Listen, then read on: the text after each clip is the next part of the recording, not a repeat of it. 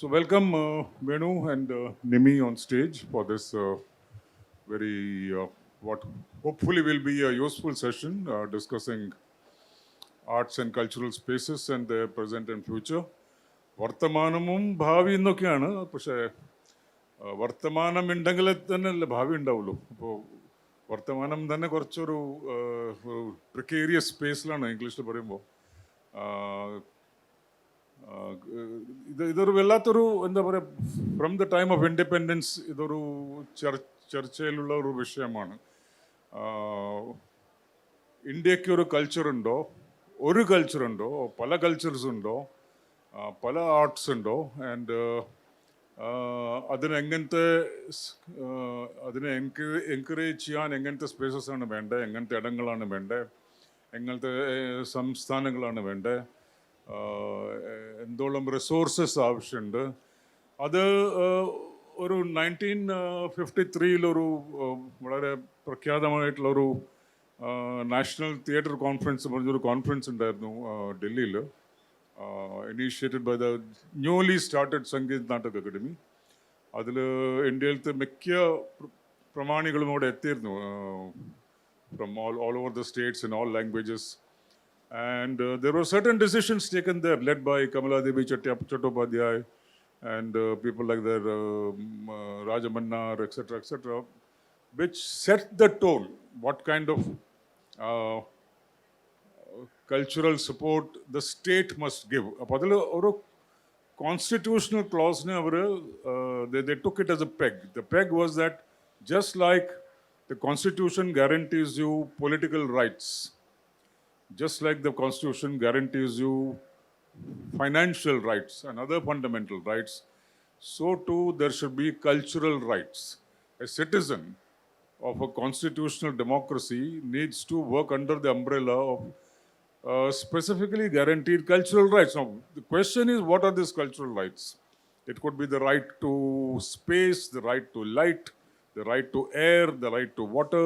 These are also cultural rights. But at the same time, the right for some kind of aesthetic space within which the individual can grow, within which a kind of expansion of the citizen's mind and consciousness can happen. These were things that were considered at that time. പക്ഷെ നമ്മളൊരു 75 വർഷത്തിൻ്റെ ഒരു audit എടുത്താൽ, supposing we all turn chartered accountants and do an audit that this was a proposal, what follows, we'll find lot of gaps, കുറേ holes ഉണ്ട്, കുറേ അതിൽ എന്താ പറയുക പരാജയങ്ങളുണ്ട്, കുറേ നടക്കാത്ത സംഭവങ്ങളുണ്ട്, കുറേ നടക്കാൻ പറ്റാത്ത സംഭവങ്ങളുണ്ട്.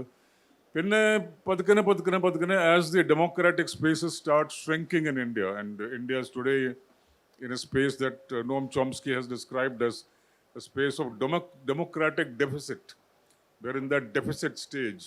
And in that deficit stage, one area that takes a big beating is this area of the citizens' cultural rights. The right to assemble, the right to speak freely, the right to express one's aesthetic inclinations and intents and so on. There are limitations posed by the state, by the governance system. That is one barrier that has emerged. The other barrier, increasingly now in the last 15 or 20 years, which is very clearly visible, is the barrier that is being imposed by the mob. The Indian citizen is now turned into a mob, and certain things are gladly accepted, and certain things are very, very violently rejected. Violently, no longer through dialogue or through discussion or through negotiation, but a straight cancelling rejection. അപ്പോൾ ഈ ഒരു എന്താ പറയുക ടെൻഷനിലാണ് നമ്മളിപ്പോൾ ഇരിക്കുന്നത്. അതിൽ in the process of the first 15 years of the Indian independence, many institutions were set up, state-sponsored in the states as well as at the center. And these include devices for promoting visual arts, performing arts, for research and development, for scientific growth, and so on and so forth. As we go along, due to a certain kind of creeping bureaucracy, the entire network of institutions seems to have got atrophied. It's really become sclerotic. അതിനൊരു ഇപ്പോൾ heart attack വന്നിട്ട് കുറേ വർഷങ്ങളായി അതിങ്ങനെ ഒരു കോമയിൽ കിടക്കുകയാണ്. അതിൽ പ്രത്യേകിച്ചൊന്നും നടക്കണില്ല. ഫണ്ട്സ് കുറച്ചൊക്കെ ഫണ്ട്സ് കിട്ടും. എഡ്യൂക്കേഷൻ സെൻട്രൽ നോക്കിയാൽ എഡ്യൂക്കേഷൻ ഡിപ്പാർട്ട്മെൻറ്റിന് കിട്ടുന്ന funds which is very very low anyway to begin with, not even 3% of the defence budget. അതിൻ്റെ ഒരു ചെറിയൊരു പെർസെൻറ്റേജ് കൾച്ചറൽ സ്പേസസിന് വരും. പക്ഷെ അതും യൂട്ടിലൈസ് ചെയ്യില്ല എന്ന് പറഞ്ഞാൽ അതൊരു വല്ലാത്തൊരു പരാജയം തന്നെയാണ്. അപ്പോൾ I have A very good friend who is the grand son of the famous C.P. Ramaswamy Iyer, who used to be in Kerala once as the Diwan. His name is C.V. Seshadri, late C.V. very, very famous scientist. He was the dean of the Indian Institute of Technology, IIT in Kharagpur, before he came to Chennai, and after retirement he came to Chennai. And he had this slogan. He used to say that shut down all your IITs and engineering colleges for 10 years. This was a proposal made by a very, very great Indian scientist. Shut down all your IITs and engineering colleges for 10 years, automatically the level of engineering will grow in the country. അങ്ങോട്ട് ഒരു proposition ആയിരുന്നു. അപ്പോൾ I have been often saying this also. Shut down all your Lalit Kala academies and Sahitya academies and Sangeet Natak academies, automatically art will grow in India എന്നൊരു തമാശയ്ക്ക് പറയും. പക്ഷെ അത് അത്ര എളുപ്പമായിട്ട് വിടാൻ പാടില്ല. I think as citizens we have to hold governments responsible to deliver the goods, to make things happen. I can give the example of Dr. Venu here, who was brought into the National Museum as the Director General at a time when the National Museum was really collapsing and going through a major crisis, the kind of crisis I described earlier. And within a year and a half, he pulled it out of the mud almost and made it a shining jewel of the establishment system, if you want to call it, the official cultural systems. So it's possible to do it if you have a will, if you have a vision, if you have a approach to these things. That is one aspect, what one can do with the state departments. On the other side, we have spontaneous growth in the last 25, 30, 40 years of voluntary work. Artists who have decided to do things for themselves and not wait for government to do something for them. Artists who have, through their own effort, got together, visualized and envisioned a particular kind of a cultural intervention, often critical of the official stance, and have worked and strived very hard to raise the funds for it, and have built spaces, have built theaters, have built archives, have built museums and so on. And that is a completely different activity for which the government sometimes comes in, but often you find there is a default. The government comes in with all sorts of bureaucratic demands, and often these groups will say, okay, we don't need you, thank you very much, we'll go somewhere else. So Nimmy Raphel represents that kind of enterprise with her Adi Shakti group in Pondicherry, started by Veena Pani Chawla, one of the unique performing arts centers in India that tries to bridge the gap between tradition and modernity and so on, and is always struggling to stay afloat, but nevertheless the struggle is part of, I think, this inquiry that we are about to undertake, because without the struggle, obviously, you're not going to have a possibly critical culture. I mean, ultimately, we are talking about the need for a critical culture to develop in our spaces. And Kerala has been a very interesting example. If you take a state model, right from the beginning, at least for the last 20 years, the Kerala Lalit Kala Academy, the Kerala Sangeet Academy, they have been doing a very interesting work. Kalamandalam is doing some very interesting work. The collaboration between the Department of Tourism and the Department of Culture has been unique. So although Kerala has, along with the Kerala model of economics, this has also been a Kerala model of cultural growth. There have been film festivals, theatre festivals, ITFOC and so on, and many other, and literary festivals of this kind, and many others, which have really created a major impact, not just locally, but people come from all over the country to partake of this. But nevertheless, the pinch is felt. If, as an artist, today living in Kozhikode, if I want to, as a theatre person, for example, if I want to have a rehearsal with 10 or 15 of my actors, where do I go? Where is that space? Where I can go quietly and do my work and come back without feeling the pinch in my pocket, without feeling that somebody is, putting a surveillance system and looking at what I'm doing and so on. So these are questions that we need to look at. The development of spaces that can uh, be free of supervision and be free of financial constraint, and therefore pave the path for a different kind of collective expression to emerge. So it's broadly, this is a framework around which I think we'll be talking. So I'll invite Nimmy first to say a few words before I pass it on to Venu.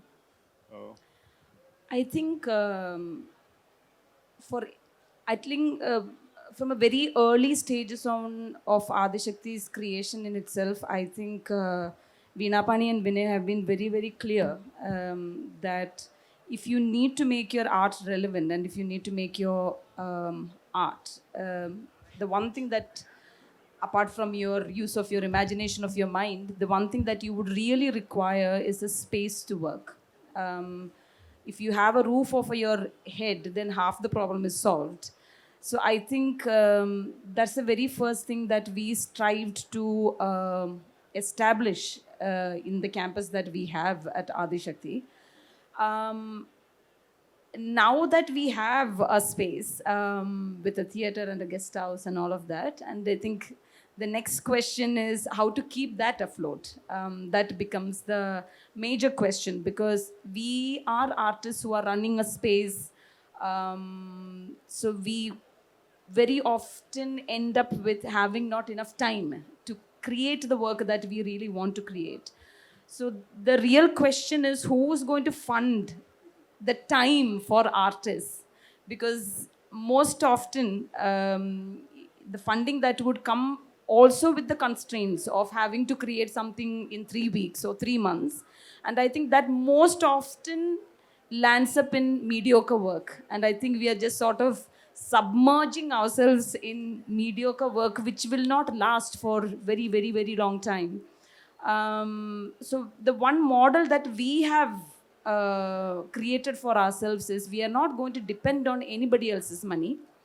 We will struggle a little bit, make our own money, but also create work that will speak through time. Because if theater is not something that you can record in the camera, it has to be a live experience.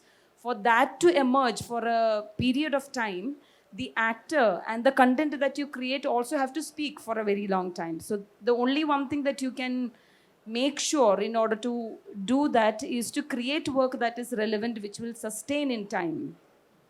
So therefore, all the work that we have been created or have created has been there for the last 30 years, speaking directly to the audience. So that's one thing. The other thing is, I wouldn't want to say that our competition is with cinema. It's a completely different art form altogether, but we all feel the pinch because of cinema. It has the financial, it has the marketing power, but it's something that theater lacks, and therefore we are the creators ourselves. We have to think, we have to direct, we have to write, and also to market ourselves. That becomes another entire demon to tame. I think that's another thing that we struggle with. But in the last 3-4 months, the trend that we have seen is there are a lot of youngsters who wants to come and watch the work. The question is how to take the work to them. What do we do in order to get the work out there? And I think that is where the cultural policies have to change. It has to be taught in schools. Apart from teaching just the traditional forms of dance and music, we have to have teachers and professionals who introduce arts as a choice to students from a very young age. And I think that's something that I benefited from. My parents were farmers, but they never told me I have to become a nurse which is the obvious choice for a person from Kerala, and if you happen to be a woman, or an engineer or a doctor. I think farming teaches you certain thing, which is that, to take the course of nature, and I think farmers really do understand that. And I think they let me choose what I wanted to do, which was arts. But that was a choice for me, and I think a lot of kids nowadays, they probably don't know what art is, and we have to give it to them as a choice, to teach it at school, so that we have lots of young talent who would come in order to make theater or any other art form relevant. Otherwise, I think we will just be, will only crib. I think artists will always crib, saying that we don't have time, we don't have enough resource. But for all of this to change, I think there has to be a community that will support each other, and that has to build from the root, is what I think. Venu, how would you respond? ഇവിടെ Sadananda Menon sir പറഞ്ഞ ആ ഒരു കോണ്ടെക്സ്റ്റിൽ നിന്ന് വേണം തുടങ്ങാൻ. നിമ്മിയെ പോലെ പ്രഗത്ഭയായ ഒരു theatre artist, ഒരു തിയേറ്റർ ആർട്ടിസ്റ്റ് മാത്രമല്ല, സംഘാടക, ഒരു ഒരു ഒരു കമ്പനിയെ, ഒരു ആർട്ടിസ്റ്റ് കമ്പനിയെ കൊണ്ട് നടക്കുന്ന, ഒരു റെപ്പർട്ടറി ജീവനോടെ നിലനിർത്തുന്ന, അതിൻ്റെ ജീവാത്മാവും പരമാത്മാവും പ്രവർത്തിക്കുന്ന ഒരു സംഘാടക, ഇതോടൊപ്പം മറ്റുള്ള പല കലാരംഗത്തെ തൻ്റെ താല്പര്യങ്ങൾ മുന്നോട്ട് വെക്കുന്ന ഒരാൾ. അവരുടെ വാക്കുകളിൽ നിന്ന് പല കാര്യങ്ങളും നമുക്ക് മനസ്സിലാക്കാനുണ്ടെന്നുള്ളതാണ് എനിക്ക് തോന്നുന്നത്. പ്രധാനമായും സാംസ്കാരിക ഇടങ്ങൾ ഉണ്ടോ എന്ന് തന്നെ നമ്മൾ ആലോചിക്കേണ്ട ഒരു സ്ഥിതിയിലേക്ക് എത്തിയിരിക്കുകയാണ്. ഇടങ്ങൾ എന്ന് പറയുമ്പോൾ, ഇവിടെ ഞാനിതിന് തൊട്ട് മുമ്പ് എൻ്റെ ഒരു സുഹൃത്തിനോട് സംസാരിക്കുകയായിരുന്നു. ഇതുമായിട്ട് നേരിട്ട് ബന്ധമില്ലെങ്കിലും അവർ പറഞ്ഞ ഒരു കാര്യം നേരത്തെ മേനോൻ സാറും പറഞ്ഞു. അതായത് നമ്മുടെ ക്യാമ്പസുകളൊക്കെ സാനിറ്റൈസ്ഡ് ആയി കഴിഞ്ഞു എന്ന് പറഞ്ഞു. അതായത് ക്യാമ്പസുകളിലൊന്നും എക്സ്പ്രഷൻ, കൾച്ചറൽ എക്സ്പ്രഷനാണോ പൊളിറ്റിക്കൽ എക്സ്പ്രഷനാണോ എന്നുള്ളതല്ല, എക്സ്പ്രഷന് പോലും വേദികളില്ലാത്ത ക്യാമ്പസുകളായി കേരളത്തിൻ്റെ പുറത്തെ കാര്യമാണ് പറയുന്നത് കേട്ടോ. പല സ്ഥലങ്ങളിലും മാറിക്കഴിഞ്ഞിരിക്കുന്നു എന്നൊരു അഭിപ്രായം ഇവിടെ വന്നപ്പോൾ ഇന്നത്തെ ഈ ചർച്ചയ്ക്ക് വളരെ പ്രസക്തമായിട്ടുള്ള കാര്യമാണെന്ന് തോന്നി. കാരണം അതുപോലെയുള്ള ഒരു ഒരു ക്രാക്ക് ഡൗൺ അല്ലെങ്കിൽ ഒരു വയലൻറ്റ് ഓപ്പോസിഷൻ, രണ്ടും നേരത്തെ ആസ് യു സെഡ്, അത് രണ്ടുമുള്ള ഒരു സാഹചര്യത്തിൽ എങ്ങനെയാണ് തൻ്റെ സാംസ്കാരിക പ്രകടന താല്പര്യത്തെ മുന്നോട്ട് കൊണ്ടുപോവുക എന്നുള്ള പ്രശ്നം ഓരോ കലാകാരൻ്റെയും മുന്നിലുണ്ടെന്നുള്ളത് നമ്മൾ ഓർക്കേണ്ട വിഷയം തന്നെയാണ്. അതോടൊപ്പമാണ് സർക്കാരിൻ്റെ ഭാഗത്തു നിന്നും കുറ്റകരമായ അനാസ്ഥ എന്ന് തന്നെ പറയേണ്ട ഒരു നിലയിലേക്ക് കാര്യങ്ങൾ മാറിയിരിക്കുന്നതും നമ്മൾ കാണേണ്ടത്. ഏതെല്ലാം ന്യൂനതകൾ ഉണ്ടായിരുന്നെങ്കിലും, എന്തെല്ലാം പ്രശ്നങ്ങൾ ഉണ്ടായിരുന്നെങ്കിലും, ഇവിടെ നേരത്തെ ശ്രീ മേനൻ പറഞ്ഞതുപോലെ സാംസ്കാരിക പ്രവർത്തനങ്ങൾക്ക് സാമ്പത്തിക സഹായം നൽകുന്ന ഒരു അടിത്തറയുണ്ടായിരുന്നു. വർഷങ്ങളോളം അങ്ങനെയുള്ള ഒരു സാമ്പത്തിക സ്രോതസ്സുകളിൽ നിന്നും ഗ്രാൻറ്റുകൾ വാങ്ങി കലാപ്രവർത്തനം നടത്താൻ വേണ്ടിയിട്ടുള്ള ഞങ്ങളുടെ കൂട്ടായ്മകളെ താങ്ങി നിർത്തിയിരുന്നത് ഇതൊക്കെയായിരുന്നു. ചെറുതാണെങ്കിൽ കൂടിയും ധാരാളം പ്രശ്നങ്ങൾ, ബ്യൂറോക്രാറ്റിക്കായ പ്രശ്നങ്ങൾ ഉണ്ടെങ്കിൽ കൂടിയും അവസാനം പല നാടക സംഘങ്ങളും അവരുടെ പ്രവർത്തനം നിലച്ചു പോയതിൻ്റെ കാരണം ഈ ഗ്രാൻറ്റ് പോലും, ഈ തുച്ഛമായ ഗ്രാൻറ്റ് പോലും നിന്ന് പോയപ്പോഴാണ്. അപ്പോൾ പറഞ്ഞു വരുന്നത്, കേന്ദ്ര സർക്കാരിൻ്റെ ഏജൻസികളിലൂടെ വന്നിരുന്ന ഒരു എന്താണ്, നമുക്ക് പൂർണ്ണമായി തൃപ്തികരമല്ലാത്ത ഒരു സാഹചര്യമാണെങ്കിൽ കൂടിയും ഒരു സപ്പോർട്ട് സിസ്റ്റം ഉണ്ടായിരുന്നു. അത് പൊളിഞ്ഞു. പിന്നീടുള്ളതെല്ലാം ഇവിടെ പറയേണ്ട കാര്യമില്ല. ചില പ്രത്യേക താല്പര്യങ്ങൾക്ക് വേണ്ടി മാത്രം സപ്പോർട്ടുള്ള ഇടങ്ങളായിട്ട് അവ മാറുകയും ആ സ്ഥാപനങ്ങൾ തന്നെ ഡീജനറേറ്റഡ് ആവുകയും ഒക്കെ ചെയ്തിട്ടുണ്ട്. ഈ ഒരു കോണ്ടെക്സ്റ്റിൽ ഞാനിത് ഒരു രാജ്യത്തിൻ്റെ കോണ്ടെക്സ്റ്റിലാണ് പറയുന്നത്, നാഷണൽ കോണ്ടെക്സ്റ്റിലാണ് പറയുന്നത്. ഈ ഒരു കോണ്ടെക്സ്റ്റിൽ കലാപ്രവർത്തനം തന്നെ ദുഷ്കരമായി നിൽക്കുന്നത് കൊണ്ട് പലരും ഇന്നിപ്പോൾ അവർക്ക് താല്പര്യമുള്ള രീതിയിലുള്ള കലാപ്രവർത്തനങ്ങളിലേക്ക് പോകാതെ നിൽക്കുന്ന ദുഃഖകരമായിട്ടുള്ള ഒരു സാഹചര്യം പലയിടത്തുമുണ്ട്. ഇനി ഉള്ളവരെങ്ങനെയാണ് ചെയ്യുന്നത് എന്നുള്ളതാണ് ഇവിടെ നിമി പറഞ്ഞത്. ഒരു സ്ട്രഗിൾ, ആ സ്ട്രഗിൾ എന്ന് പറഞ്ഞാൽ നമുക്ക് സാമ്പത്തിക സ്രോതസ്സുകൾ കണ്ടെത്തുക എന്ന ദൈനംദിന പ്രശ്നമായി. നമ്മളുടെ കലാകാരന്മാർക്ക് ജീവിത സന്ധാരണം സാധ്യമല്ലാത്തൊരു സാഹചര്യത്തിലുള്ള ഒരു ഒരു ഒരു സ്ട്രഗിളായിട്ട് ഇത് മാറിയിരിക്കുകയാണ്. അങ്ങനെ ഒരു വളരെ നെഗറ്റീവായിട്ടുള്ള ഒരു സാഹചര്യമാണ് ഇന്നത്തെ വർത്തമാനകാലം. അപ്പോൾ ഭാവിയെക്കുറിച്ച് തന്നെ എങ്ങനെ സംസാരിക്കുമെന്ന ശ്രീമാൻ്റെ ആദ്യം ചോദിച്ച പോയിന്റിലേക്ക് ഞാൻ എത്തുകയാണ്. പക്ഷേ ഈ ഒരു റൗണ്ടിൽ എനിക്ക് പറയാനുള്ള ഒരു പോയിന്റേ ഉള്ളൂ. സർക്കാരിന് ഒരു രീതിയിൽ അല്ലെങ്കിൽ മറ്റൊരു രീതിയിൽ ഈ വലിയ ഒരു ദൗത്യത്തിൽ പങ്കുവഹിക്കുക തന്നെ വേണം. പക്ഷെ അതെങ്ങനെ ചെയ്യുമെന്നുള്ളതിനെ കുറിച്ചിട്ടുള്ള ചില മോഡലുകളെങ്കിലും ചില മാതൃകകളെങ്കിലും കേരളത്തിലുണ്ട്.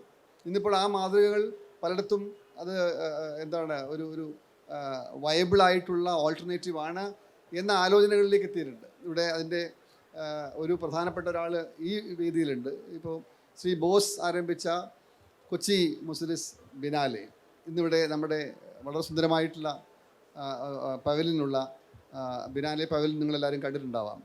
അതിൻ്റെ മോഡൽ ഒരു പ്രത്യേക മോഡലാണ്. ഇന്നിപ്പോൾ ആ ബിനാലെ ഫൗണ്ടേഷൻ്റെ ചെയർപേഴ്സണായിട്ട് ഞാൻ അതിൻ്റെ ഭാഗമായി നിൽക്കുന്ന ഒരു സമയം കൂടിയാണ്. അവിടെ ഗവൺമെൻറ്റിൻ്റെ ഒരു റോളുണ്ട്. It is small but critical. പക്ഷെ ആ ചെറുതാണെങ്കിലും ഏറ്റവും പ്രധാനപ്പെട്ട ഒരു സമയത്ത് പ്രധാനമായിട്ടുള്ള ഒരു സാമ്പത്തിക സഹായം ഗവൺമെൻറ്റിൽ നിന്ന് വന്നു എന്നുള്ളത് നമ്മൾ ഒരിക്കലും മറക്കാൻ പാടില്ലാത്ത കാര്യമാണ്. കാരണം അതുപോലെയാണ് ഇനിയും കലാപ്രവർത്തനങ്ങളിൽ ഗവൺമെൻറ്റിന് ഇടപെടാൻ സാധിക്കുക എന്നുള്ള ഒരു കാര്യം അതിൽ കിടപ്പുണ്ട്.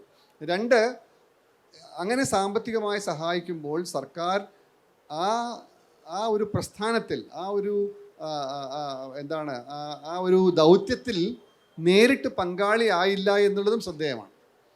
സർക്കാരിൻ്റെതായ നൂലാമാലകളും സർക്കാരിൻ്റെതായ പ്രശ്നങ്ങളും സർക്കാരിൻ്റെ താല്പര്യങ്ങളും ഒന്നും തന്നെ ബിനാലെ പോലെയുള്ള വളരെ അംബീഷ്യസ് ആയിട്ടുള്ള തികച്ചും എന്താ പറയുക സവിശേഷമായ രീതിയിലുള്ള ഒരു മുന്നേറ്റത്തെ സർക്കാരിൻ്റെതായ പ്രശ്നങ്ങൾ കാരണം നമ്മൾ തളർത്തിയില്ല എന്നുള്ളതും നമ്മൾ ഈ സമയത്ത് ഓർക്കേണ്ടതാണ്.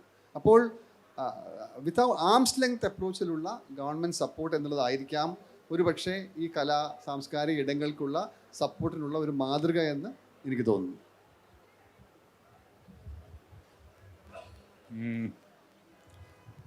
അതിൻ്റെ വേറൊരു കാരണം കൂടി ഉണ്ട്. എന്താ പറയുക, the reluctance of the state, the tremendous reluctance the state shows to within quotation participate or encourage and be wholehearted in participating in encouraging cultural work also comes from a kind of natural contradiction between cultural processes and governance processes. Cultural processes almost always have stood in opposition to control and governance. ഇപ്പോൾ നമുക്ക് എല്ലാവർക്കും ഓർമ്മയുണ്ട്, പല വർഷങ്ങൾക്ക് മുമ്പ് the great painter M.F. Husain experienced enormous harassment and torture at the hands of the Shiv Sena gangs in Bombay and so on and so forth. And wherever his exhibitions were held, there was a public demonstration. The paintings were even vandalized. His house was attacked. His studios in Ahmedabad were attacked. അപ്പോൾ ആ സമയത്ത് cumulatively, I think within a space of 4 years of this harassment, cumulatively in Indian courts, in magistrates' courts, and in high courts across India, over 44 cases were put against him for what was called painting a goddess in the manner she should not be painted. About all these cases eventually were combined as one case, and it came to the Madras High Court under somebody called Sanjay Kishan Kaul, who later on became a Supreme Court judge also. So Sanjay Kishan Kaul under a 94-page judgment in this, absolving M.F. Hussain of any crime and saying that an artist at the age of 90 should be painting and not be running around from pillar to post and going from court to court and so on. Our judgment in the first paragraph, it should be a compulsory. When you say cultural policy, that paragraph should be compulsorily introduced into school textbooks. It's a passage from the great artist Pablo Picasso. And the judge of the Madras High Court, who later became a judge of the Supreme High Court, is quoting this. You can see the irony involved. The quotation says, and these are the words of Picasso, art can never be chaste. Chaste art is not art. First two sentences of this judgment. And art should be prevented, and the weak citizen should be prevented from being exposed to art because it's not good for their health, etc. etc. So obviously, this means that what we understand as art that is transformative, that can bring, that has effect, that changes every molecule inside us when we hear a poem or hear a strain of music or see a fantastic film or see a painting or a installation or see a work of theatre. It means that this transformative potential is something that the state is always suspicious of. What will it do to the state? How will it transform the state? If the citizen becomes slightly thinking and independent minded and has an agency and can actually express her or his own value, what happens to the strong arm, the iron frame, as they say, of the state, becomes a major question.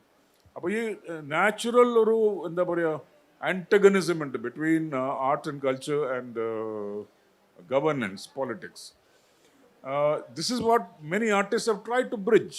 All the various movements that have happened across the last 100 years have been an attempt to politicize art and not aestheticize politics. It's to politicize art. And the great philosopher Walter Benjamin used to say that ever so often the attempt must be made to wrest the arts away from a conformism that is about to engulf it. And this is a struggle that is happening within the art community, within the theoreticians and academicians, within the critics and writers and so on. And interestingly, this stands against the bureaucracy of cultural organizations. And therefore, that conflict has always been there, and it's quite palpable. Pasha, what is the way to get over it? Is there a way to get over it?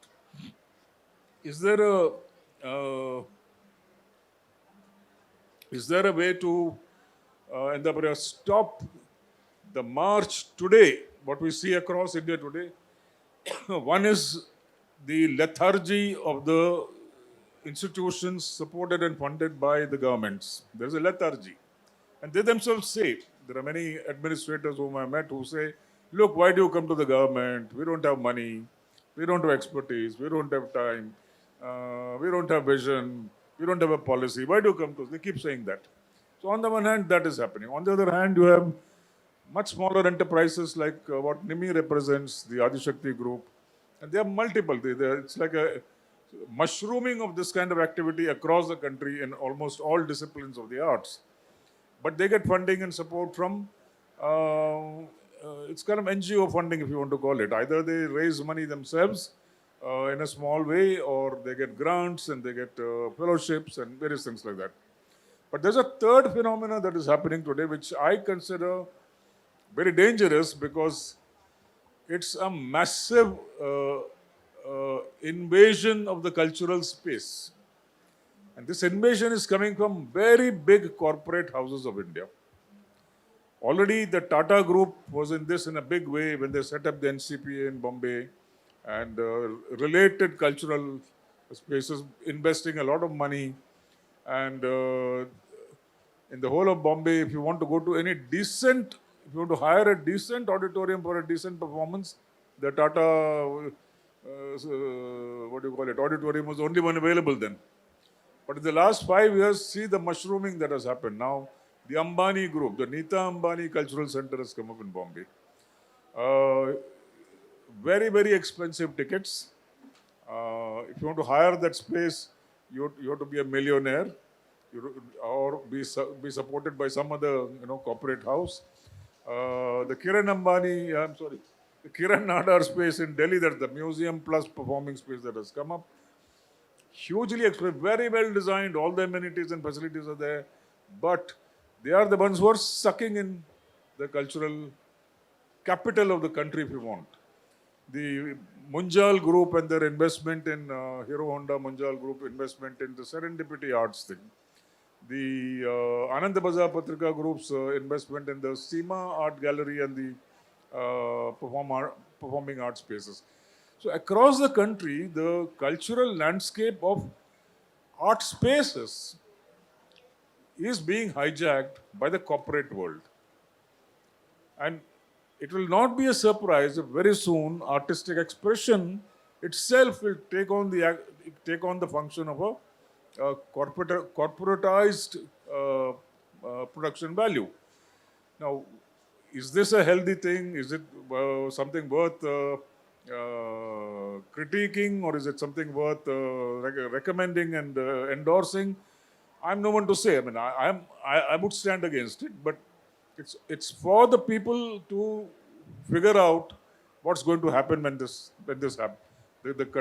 Much more than the governments can control artistic expression, the corporates can do it by squeezing the funds, by a kind of algorithm of what is acceptable, what is not acceptable, being expressed in a silent way without even, the governments at least are upfront and tell you, we don't want this. We don't want a critique of the state government. We don't want a critique of the national anthem. We don't want a critique of Vande Mataram, whatever. But the corporate spaces have a different strategy in doing this. They will allow things in such a way that these things will never get supported and promoted. The moment you say, this is my idea, you will quietly be sidelined. And today the greatest kind of censorship and invisibilization is the silence around somebody's work. Imagine a painter putting up an exhibition and not a single person talking about it, not a single review appearing, not a single... So this is a process that is slowly creeping into our system. And we need to be aware of it. It's happening slowly. We are not reflecting on it enough. And I think it's time to think a bit about it. So I would like to ask Nimmy how she would encounter or face this problematic and this challenge that is being posed by big corporate funding, which may not come to you, but it goes to certain sections of artistic expression of performers, which then, in one sense, goes to marginalize you. So how would you... I think we feel the pinch from both sides. We have the same problem with the government funding, and we also have the same problem with corporate funding. And we have said numerable times no to big funding that has come from the corporates, because we really did not want it to water down on our ideas. Well, your money is granted because you are proposing something, but then obviously when the money gets granted, then they want you to change it. And we have actually turned down big monies even without even knowing where the next meal is going to come from. But I think, I don't know if there is a complete solution to the problem that we actually face. There are independent groups and organizations like Adishakti who have invested in people. And I think people are the answers to this. We need to cultivate personalities who have a certain vision. And I think probably the best scenario for such a problem would be to have a network of institutions who would help each other. But I think the problem is also us sometime, I feel, because we have an organization to run and we work in that island. We also don't look outside of it to collaborate with other institutions. We also do that because there is not much to share as well. But I think the solution would be in having a network of institutions which would support artists. And towards that, we have constituted a fellowship, which is called the Theatrical Ed Fellowship, which doesn't come with no rules, except that there is a certain amount of money that has been given to an artist, and that money has to be utilized in the way that they think is the best way for their own creative work. Um, and I think these kind of democratic spaces and cultivating of people and artists is the only real solution to it.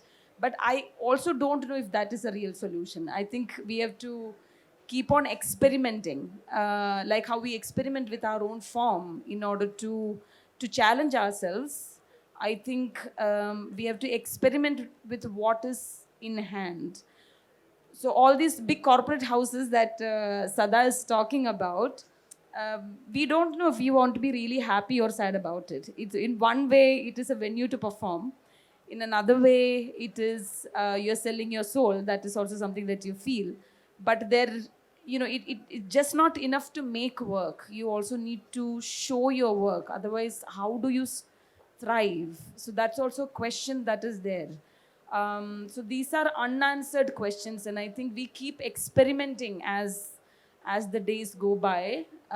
I don't know if we have really found a solution, but in Adishakti's case, what we do is we go to these smaller institutions, and I think the concentration for us right now is not the metro cities, because I think it's too passé. There's too many things that are happening. People are overloaded with things that are happening. So our real challenge and our real vision is to go to two-tier cities and to rural spaces to show and share our work.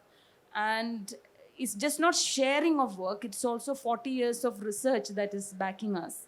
So to impart that and not put a monetary anything to it, and to do it in a way that it would be impactful for someone else to take up theatre. And I think that's the only hope that we really have at this point. How would you problematize this development? I think it is, at this moment of time, every rupee that comes into this field is important. Desperate times call for desperate measures. I do not think that we have the luxury of sitting in judgment of somebody's motive. And it is a hard thing to say. I know, Mr. Menon, you certainly will hold me in slightly less regard from now on, but വാസ്തവം അതാണ്. വാസ്തവം ഇപ്പോൾ ഞാൻ നേരത്തെ പറഞ്ഞ ഒരു ഉദാഹരണത്തിലേക്ക് തന്നെ തിരിച്ചു വരികയാണ്. കൊച്ചി മൊസ്ലിസ് ബിനാലെ സാധ്യമായത് ഒരു ഡെമോക്രാറ്റിക് ആയിട്ടുള്ള ഒരു ഒരു ഒരു ഒരു ഒരു ഒരു സാഹചര്യത്തിൽ നിന്നും വന്നിട്ടുള്ള തുക കൊണ്ടല്ല. കോർപ്പറേറ്റ് ഡോണേഴ്സും കോർപ്പറേറ്റ് സപ്പോർട്ടേഴ്സും വന്നതുകൊണ്ട് മാത്രമാണ് ഈ ഒരു ഈവൻ്റ് ഒരു റിയാലിറ്റിയായി മാറിയത്. എനിക്കതുപോലെയുള്ള മറ്റുള്ള എക്സാമ്പിൾസ് ഇവിടെ തരാൻ സാധിക്കും. അവിടെയൊക്കെ ഗവൺമെൻറ്റിൻ്റെ ഒരു സീഡ് ഫണ്ടിങ് ഉണ്ടായിരുന്നു. പക്ഷേ ആ സീഡ് ഫണ്ടിങ്ങിന് പുറമേ നമുക്ക് മുന്നോട്ട് പോകാൻ സാധിച്ചത് one way or the other, it is the amount kept aside by corporates. ഞങ്ങൾ ഒരു കൂട്ടം നാടകങ്ങൾ കൊണ്ട് ഈ നാട്ടിൽ മുഴുവൻ ഞങ്ങൾ പോയി ചുറ്റി നടന്നിരുന്നു. നടന്നതിൻ്റെ കാര്യം ഒരു കോർപ്പറേറ്റിൻ്റെ ഒരു വലിയ തുക വന്നുകൊണ്ടാണ്. അപ്പോൾ നിമി പറഞ്ഞതുപോലെ ഒരു വലിയ കൂട്ടായ്മ, സപ്പോർട്ടേഴ്സിൻ്റെ കൂട്ടായ്മ ഉണ്ടാവണം. ഒരുപക്ഷെ ഉണ്ട്. അതിനെല്ലാവരെയും നമ്മൾ കണ്ടെത്തി തിരിച്ചു പിടിക്കാവുന്നതേ ഉണ്ടാവുള്ളൂ. പക്ഷെ അതൊരു വലിയ പണിയാണെന്നാണ് ഞാൻ പറയുന്നത്. ഇന്നത്തെ ഒരു സാഹചര്യത്തിൽ ഇന്ന് ഈ ഇടങ്ങൾ ഉണ്ടാക്കുകയും കല നിർമ്മിക്കപ്പെടുകയും, അതായത് ഈ കൾച്ചറൽ എക്സ്പ്രഷനുള്ള ഓരോ സാധ്യതയുടെയും പിന്നാലെ പോകേണ്ട ഒരു സമയമാണ്. അത്രയും we live in circumstances fraught with danger of extinction. ആ ഒരു സാഹചര്യത്തിൽ വി കനോട്ട് സേ നോ എന്നുള്ളതാണ് എൻ്റെ point. I absolutely agree with you. I think we have a theatre because Tata funded it. Otherwise, we wouldn't have a theatre at all. I think the great model to work would be that, yes, corporates give the money, but arts in any way is not going to follow any conformity. And therefore, there will be contradictions that would be in favor of what they would believe or not. So I would say, anyway, you have decided to give the money, let it go. That's what I would think. When that becomes in loggerhead is when it would become problematic for artists, I would feel. But there are a lot of corporates who would give money to artists, and I think I would never deny it.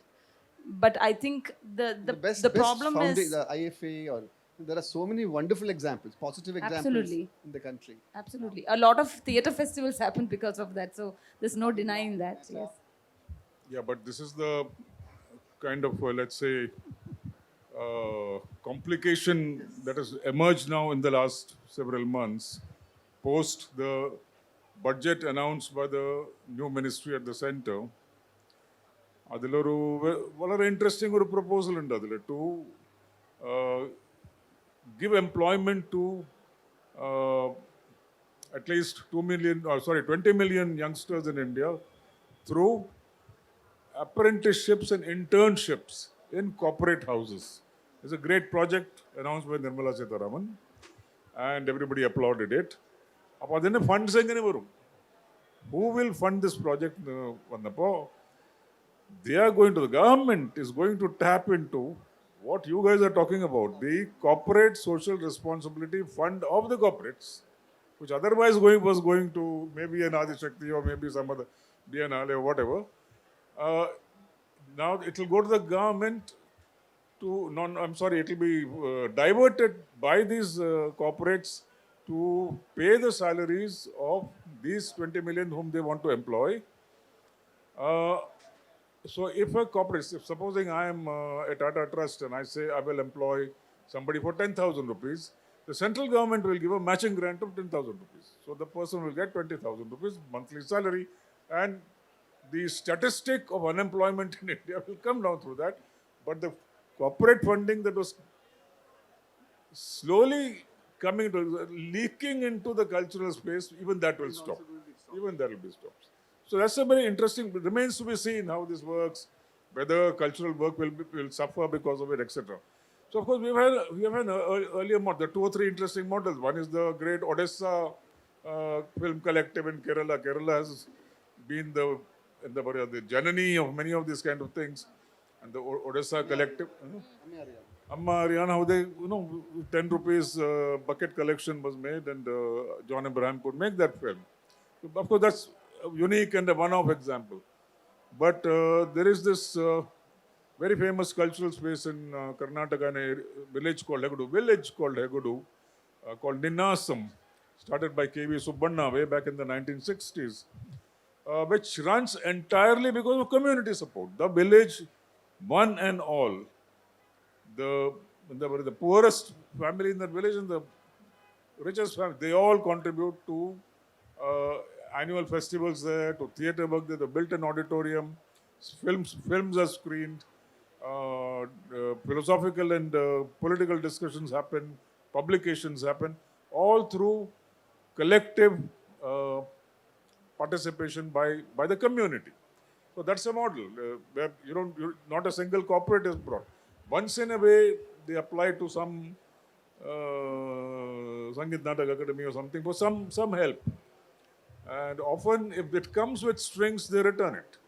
They say, no, we will not abide by these conditions. Once Ford Foundation wanted to give them a grant for a bus. They were looking for a bus to take a traveling performance group across the state for Kannada plays. But the Ford Foundation laid certain conditions, and they said, no, we don't want your bus. And the village raised the money and they bought a bus. So these models have existed and they are there in different parts of the country. But my main contention is that these are being overpowered. These are being invisibilized by the creeping corporate arm across the country. So I think we are pretty close to winding up the last 10 minutes odd. Thank you, Venu and Nimmy, for your comments. We'll open it to the floor, and there are some questions from the floor. We've got about 10 minutes, so. സാറേ, ഞാൻ അതിൻ്റെ അവസാന ഭാഗത്താണ് എത്തിയത്. ഞാനൊരു cinema മേഖലയിൽ പ്രവർത്തിക്കുന്ന ആളാണ്. ചർച്ച കേട്ടിടത്തോളം കലാസാംസ്കാരിക ഇടങ്ങളെ തിരിച്ചു പിടിക്കുന്നത് ഇപ്പോൾ കൺക്ലൂഡ് ചെയ്തത് വെച്ച് നോക്കുമ്പോൾ കോർപ്പറേറ്റുകളുടെ സപ്പോർട്ടോടെ മുന്നോട്ട് പോകാൻ സാധിക്കൂ എന്നുള്ള ആ അഭിപ്രായത്തോടെ ഒരു യോജിപ്പ് ഇല്ല എന്നുള്ളത് ആദ്യമേ പറഞ്ഞുകൊള്ളട്ടെ. കാരണം ഇപ്പോൾ സിനിമാ മേഖല മൾട്ടിപ്ലക്സ് തിയേറ്ററിൽ കോർപ്പറേറ്റ് കമ്പനികൾ നടത്തിക്കൊണ്ടിരിക്കുന്നത്. അവർ 300 രൂപയ്ക്ക് പോപ്കോണും 90 രൂപയ്ക്ക് മിനറൽ വാട്ടറുമാണ് കൊടുക്കുന്നത്. ഈ പൊതുവിപണിയിൽ 20 രൂപയ്ക്കും 30 രൂപയ്ക്കുള്ള സാധനം അവിടെ അത് അവരുടെ ബിസിനസ് ആവട്ടെ, അവരുടെ സൗകര്യങ്ങൾക്ക്. പക്ഷേ അവരൊരു സിനിമ തർക്കം വന്നപ്പോൾ പറഞ്ഞ കാര്യം, ഞങ്ങൾക്ക് നിങ്ങളുടെ സിനിമയ്ക്ക് പ്രേക്ഷകർ വരണമെന്നില്ല, ഞങ്ങൾക്ക് ഈ പോപ്കോൺ ബിസിനസ് മതി. അത്ര കോടികളാണ് പോപ്കോൺ ബിസിനസ് കിട്ടിക്കൊണ്ടിരിക്കുന്നത് എന്നുള്ളതാണ് പറയുന്നത്. ഞാൻ ആ കമ്പനിയുടെ പേര് വെളിപ്പെടുത്തുന്നില്ല. വളരെ സങ്കടകരമായ കാര്യമാണ്. അതുകൊണ്ട് ഒരിക്കലും തിയേറ്റർ ഇതൊന്നും നമ്മൾ കോർപ്പറേറ്റിനെ ഡിപ്പെൻഡ് ചെയ്ത് പോകരുത്. ഇപ്പോൾ സൂര്യകൃഷ്ണമൂർത്തി ഒക്കെ ഇവിടെ ചെയ്യുന്ന സൂര്യ ഫെസ്റ്റിവലൊക്കെ ഉണ്ട്. അതൊക്കെ വളരെ മാതൃകാപരമാണ്. ഇത് എവിടെ തുടങ്ങി നോക്കുമ്പോൾ 25 വർഷം മുമ്പ് നമുക്ക് കലാ നാടകം മാത്രമല്ല, ചർച്ചയും ഒരു കലയായിട്ട് എടുക്കുകയാണെങ്കിൽ നമ്മളുടെ പ്രാദേശിക ഹോട്ടലുകളിൽ ഒരു ബോർഡ് ഉയർന്നു, ഇവിടെ രാഷ്ട്രീയം പറയാൻ പാടില്ല എന്ന്. ആ പ്രദേശത്തുള്ള ആളുകൾ പത്രവും വീക്കിലിയും വായിച്ചിട്ട് അവിടെ ഒരു ചർച്ച 5-10 ആൾ ചുറ്റുവട്ടത്തുകാരുണ്ടായിരുന്നു.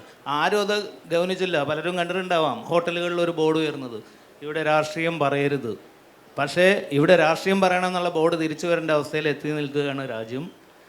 അതുകൊണ്ട് നമ്മൾ സാർ അവസാനം സൂചിപ്പിച്ച മാതിരി ജോൺ എബ്രഹാം ഒക്കെ നടപ്പാക്കിയ പോലെയുള്ള ജനകീയ പിന്തുണയോടെ ഇത്തരം കാര്യങ്ങൾ നടപ്പാക്കണമെന്നാണ് ഒരു അഭിപ്രായം. എന്താണെന്നുള്ളത് അതും കൂടി ഒന്ന് പറഞ്ഞാൽ കൊള്ളാം, നിങ്ങളുടെ ഒരു ആശയം. Thank you. നമ്മൾ തമ്മിൽ അടിസ്ഥാനപരമായിട്ട് വിയോജിപ്പില്ല. കോർപ്പറേറ്റുകൾ ഈ രംഗത്തേക്ക് അവരുടെ സംഭാവനകളുമായി വന്നാൽ അതിനെ നിഷേധിക്കാൻ സാധിക്കുന്ന സാഹചര്യമില്ല എന്നാണ് പറഞ്ഞത്. അല്ലാതെ കോർപ്പറേറ്റിൻ്റെ പണം വന്നാൽ മാത്രമേ കലാ സാംസ്കാരിക പ്രവർത്തനം നടക്കുള്ളൂ എന്നുള്ളതല്ല പറയുന്നത്. നമ്മുടെ മുന്നിലുള്ള ചില മാതൃകകളിൽ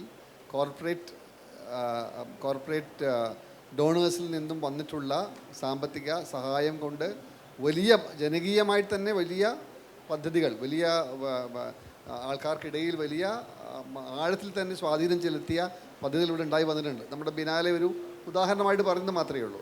പക്ഷേ ഇപ്പോൾ അങ്ങ് പറഞ്ഞ കാര്യത്തിലേക്ക് വരികയാണെങ്കിൽ ഇവിടെ ടിക്കറ്റ് വെച്ച് നാടകം കാണാൻ ആൾക്കാരുണ്ട് എന്ന് ഇടയ്ക്കിടയ്ക്ക് നമ്മളിവിടെ തെളിയിക്കാറുണ്ട്. ഖസാക്ക് നമ്മുടെ കളിച്ച ഓരോ സ്ഥലങ്ങളിലും 100 രൂപ ടിക്കറ്റ് വെച്ചുകൊണ്ട് ഓരോ കളിക്കും 5000 പേരെ കയറ്റിക്കൊണ്ട് ഇവിടെ നാടകം കളിക്കാമെന്ന് ഈ സമീപകാലത്ത് വരെ കാണിച്ചിട്ടുണ്ട്. അപ്പം മാതൃകകളില്ലാത്തതല്ല, പക്ഷെ ഒരു മാതൃകയാണ് ശരി എന്ന് പറഞ്ഞ് നിൽക്കാനുള്ള ഒരു ഇടമില്ല എന്ന് മാത്രമേ ഞാൻ പറഞ്ഞുള്ളൂ. ബന്ധു ഇല്ല, ഞങ്ങൾ ഒരുമിച്ച് പണം പിരിക്കാൻ ഇറങ്ങിയിട്ടുള്ള ആൾക്കാരാണ്. അതുകൊണ്ട് ചോദ്യം എനിക്കൊന്ന് വേണുചേട്ടൻ്റെ അടുത്ത് തന്നെയാണ്. അതായത് വേണുചേട്ടൻ ഒരു PPPയുടെ ഒരു പബ്ലിക് പ്രൈവറ്റ് പാർട്ട്ണർഷിപ്പ് വക്താവാണ്. അതിന് ഒരു എന്താണ് ഒരു ഗവൺമെൻറ് തലത്തിൽ നിന്നുള്ളതല്ല, ഒരു ആർട്ടിസ്റ്റുകളുടെ കളക്റ്റീവോ അല്ലെങ്കിൽ ഒരു ആർട്സ് ഓർഗനൈസേഷൻസിൻ്റെ കളക്റ്റീവിൻ്റെ ഒരു പോളിസി പേപ്പർ, ഒരു ഇൻഫോർമൽ പോളിസി പേപ്പർ, നമുക്ക് എന്ത് ചെയ്യാം, എന്ത് ചെയ്തു, അല്ലെങ്കിൽ ഒരു ഫെയർ പ്രാക്ടീസസിൻ്റെ ഒരു model. May be it's just a suggestion, not a question actually, but being the chairperson of the foundation, Biennale Foundation, maybe വലിയ കലാ പ്രോജക്റ്റുകൾക്ക് അല്ലെങ്കിൽ കലാ സ്ഥാപനങ്ങൾക്ക് ചെയ്യാൻ പറ്റുന്ന ഒരു വലിയ റോള് എനിക്ക് തോന്നുന്ന വരുന്ന വർഷങ്ങളിൽ കേരളത്തിൽ ഒരുപാട് ഉണ്ടായിരിക്കുമെന്ന് തോന്നുന്നു. ഒരു യുണൈറ്റ് ചെയ്യാനുള്ള ഒരു അത് ഇൻഫ്രാസ്ട്രക്ചർ വൈസ് ആണെങ്കിലും പോളിസി ഒരു അഡ്വൈസിൻ്റെ രീതിയിലാണെങ്കിലും ഒരു PPP മോഡലിൽ നമുക്ക് എന്തൊക്കെ ചെയ്യാം, എന്തൊക്കെ ചെയ്യുന്നത് അഭികാമ്യമല്ല എന്നൊക്കെ തരത്തിലുള്ള ഒരു കോൺസെൻസസ് കൊണ്ടുവരാൻ പറ്റിയാൽ അതൊരു kind of information that is free flowing among the artist community and the arts organisations community. Just a suggestion. I mean you taking KBFൻ്റെ KBFൻ്റെയും അതുപോലുള്ള വലിയ ഓർഗനൈസേഷൻസിൻ്റെയും ഒരു എന്താണ് സമയമുള്ളപ്പോൾ ചെയ്യാവുന്ന ഒരു ഉത്തരവാദിത്തമായിട്ട് കണക്കാക്കിയാൽ നല്ലതായിരിക്കും എന്നൊരു അഭിപ്രായമാണ്. യോജിപ്പുള്ള കാര്യമാണ്. അതായത് അതുപോലെയുള്ളൊരു ഡോക്യുമെൻ്റ് നമ്മളെ ഗൈഡ് ചെയ്യാൻ, നമ്മളെ മാത്രമല്ല എല്ലാവരെയും ഗൈഡ് ചെയ്യാൻ ഉണ്ടാക്കുന്നതൊരു പബ്ലിക് സ്പേസിൽ തന്നെ നല്ലൊരു കോൺട്രിബ്യൂഷൻ അയക്കുന്നുണ്ട്. Will work on it.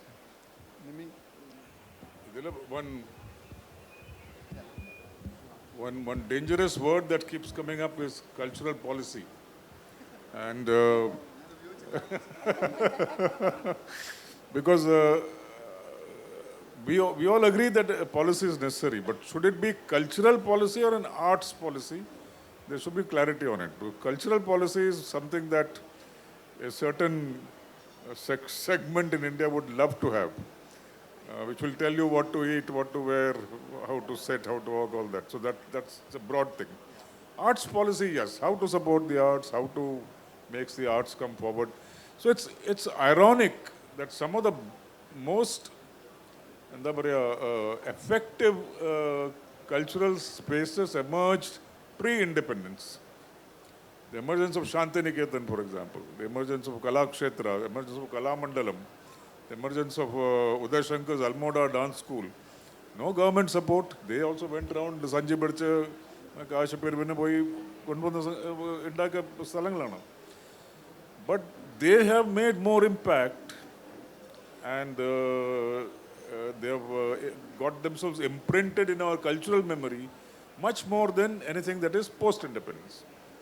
Post-independence, only thing we have got from the government is the Republic Day cultural parade.